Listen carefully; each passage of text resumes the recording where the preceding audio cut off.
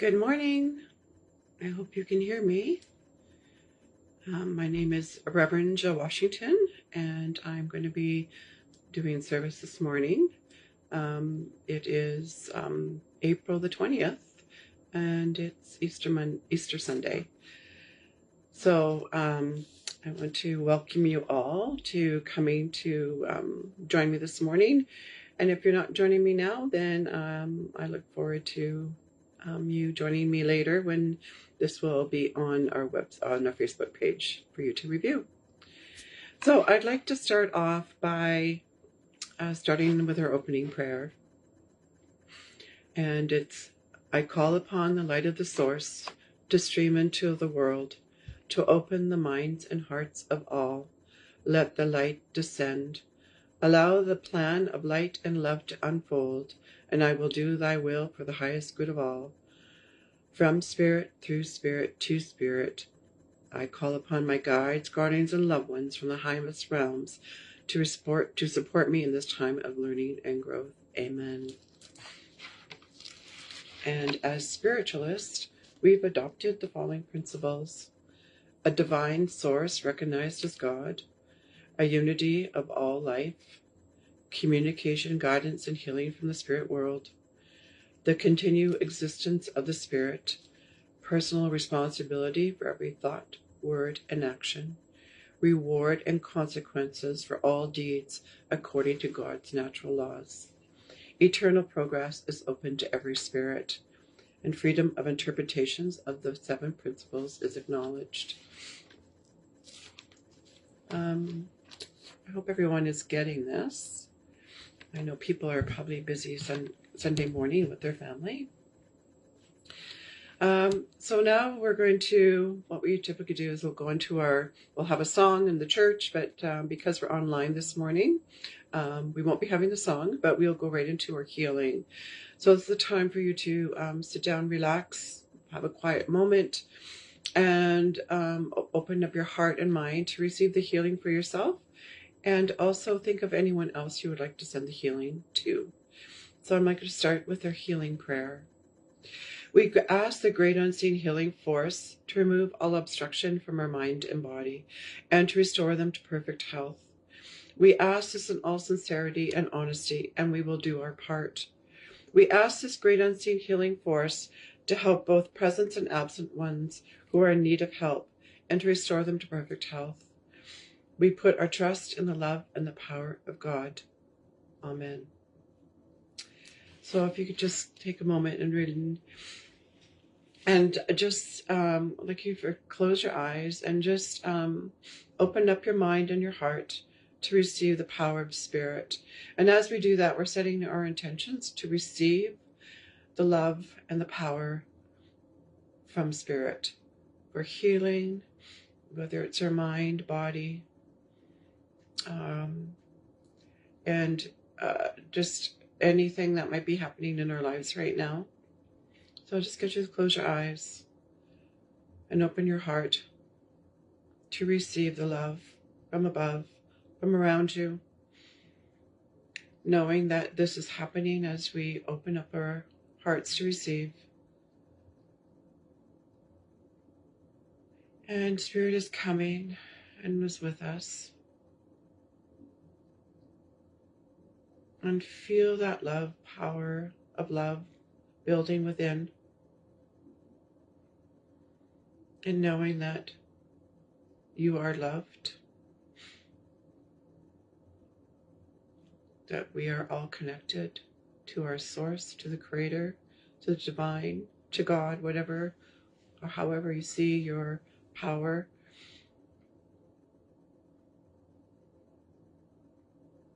Just sit for a moment to receive.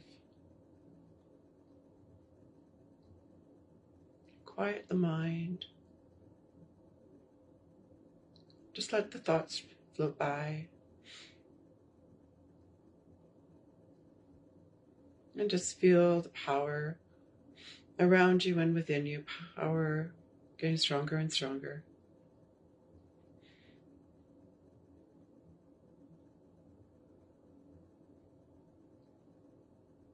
And stronger and stronger. and stronger and stronger. And think of what has been happening with you in your life right now, whether you're struggling emotionally, physically, financially, emotionally, relationship-wise, wondering if things are going to happen the way you want them to happen, which we don't have control over. But we can send out our intentions within this for the Creator to be with us, to help us through this process, to help us through our healing. We're healing of our grief and our loss, healing for the loss of the people that we loved and that are no longer here on this earthly plane, but have crossed over. And as we do that, we're going to think of blessings, because our blessings are also gifts that we are receiving from the higher power. And in gratefulness and kindness of the Creators bringing this to us, and feeling that gratefulness for receiving those gifts of friendship, the gift of life, the gift of being able to do the things that we enjoy doing, the gift of friendships, the gift of, our pets, the gift of nature, the gift of the sun, the gift of flowers, the gift of connection. And as we do that, we're going to feel that love and power grow more and more within us. And it's in that where we find our healing, knowing that we're not alone, knowing that our Creator is with us, our spirit healers, our guides are with us. We aren't alone. We're not alone. Now think of the people that you want to send that power of love that you're feeling right now out to them, and knowing that they are receiving it as just for the sense of the will that you are setting and your intentions, and feeling that power within you, which is power of spirit, the power of healing, that you and are able to do that as well, to send that out to the people who need it, to the world, to people who are suffering, to people who are grieving, to people who have lost, to our friends and families that need healing, and to our four-legged friends and the four-legged forest animals. Just put out that intention and feel that within you and around you, and knowing you're sending it out with love, because there is power in love. And as we do that, I want you to continue to feel that love and that power within you. And you can do this anytime during the day, anytime that you think about it, that you yourself open yourself up to receive the healing from Spirit. And you may also send that to others who need it. I want to say thank you for spending this time right now in the healing, and thank our healers from above who are around us and within us, are strengthening us and helping us to have more faith and hope and belief. And say amen. Okay. I'd like to, again, this is another time when we actually have a song, but because we're doing this online, we won't be doing that. But I do want to talk about, the power of love, power of our intentions. And I just wanted to read something here about why did God create evil? You know what? Interesting. So let's read see what it says. It's a professor at a university asked his students the following questions. Everything that exists was created by God. One student bravely answered, yes, created by God. Did God create everything? Professor asked.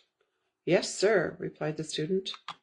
The professor asked, if God created everything, then God created evil, since it exists. According to the principles that our deeds define ourselves, then God is evil. The student became silent after hearing such an answer. The professor was very pleased with himself. He boasted to students for proving that faith in God is a myth. Another student raised his hand and said, "Can I ask you a question, Professor?" Sorry. Excuse.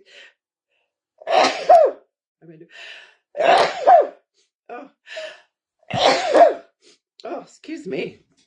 The student became silent after hearing such an answer. The professor was very pleased with himself, and he boasted to students for proving that faith in God is a myth. Another student raised his hand and said, "Oh my goodness. Excuse me. Can I ask you a question, Professor?" "Of course," replied the professor. A student got up and asked, "Professor, is cold a thing?" "What kind of a question? Of course it exists. Have you ever been cold?" Students laughed at the young man's question. The young man answered, "Sir, cold doesn't exist. According to the laws of physics, what we consider cold is the absence of heat. A person or an object can be studied whether it has or transmitted energy. Absolute zero, which is minus 460 degrees Fahrenheit, is a complete absence of heat. All matter becomes inert and unable to react at this temperature. Cold does not exist. We create this world to describe what we feel without heat." A student continued, "Professor, does darkness exist?" "Of course it exists."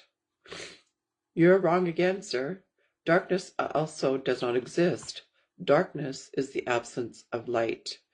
We can study the light, but not the darkness.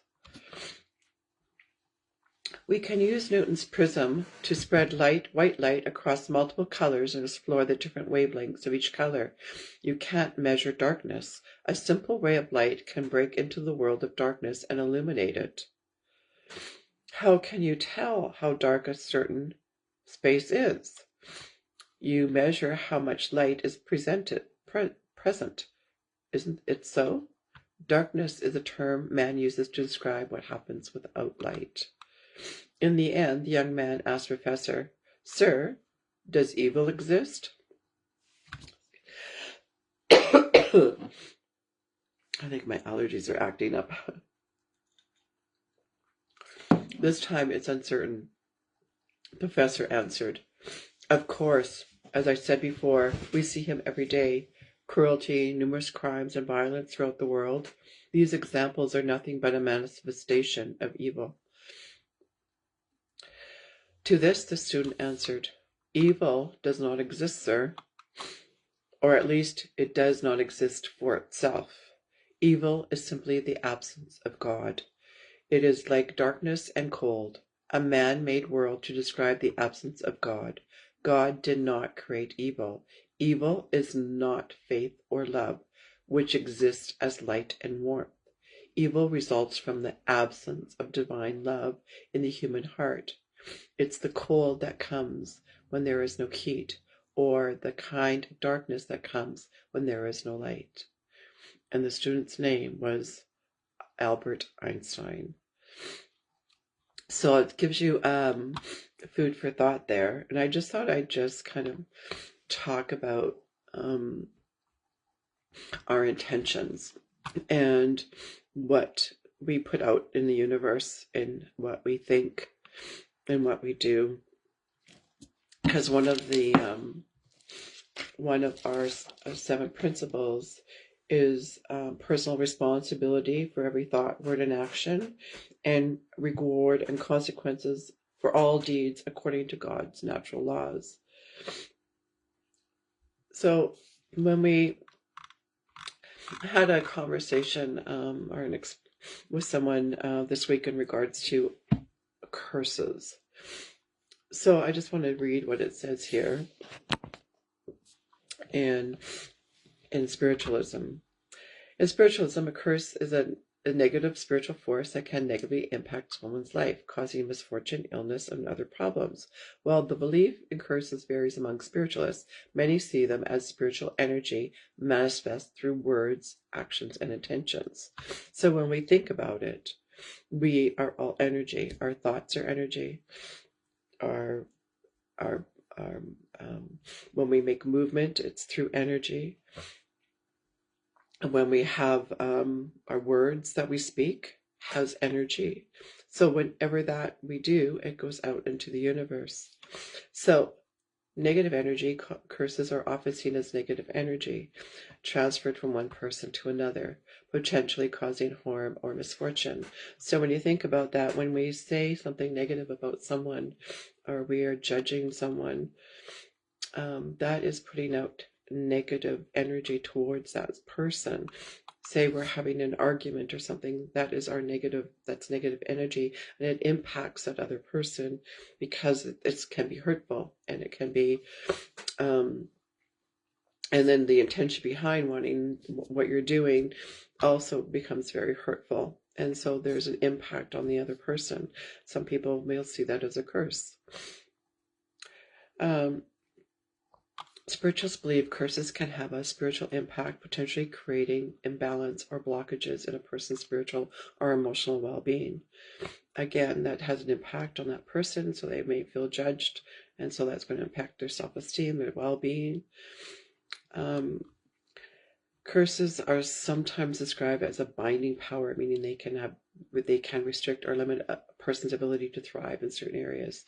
So if you're growing up or in an environment where you've been put down or told you're stupid or not good enough, and you have that, you are going to believe it, and then you're going to live what you were given or told, and that is building that curse of that binding power. So it's through our words and intentions. So some people believe that strong negative words or intentions such as wishing harm to someone can create a curse. Again, we're looking at setting that horrible intention of hurting someone or being angry, and it's like, oh, I wish something negative would happen to them, or again, and that is putting out that negative energy.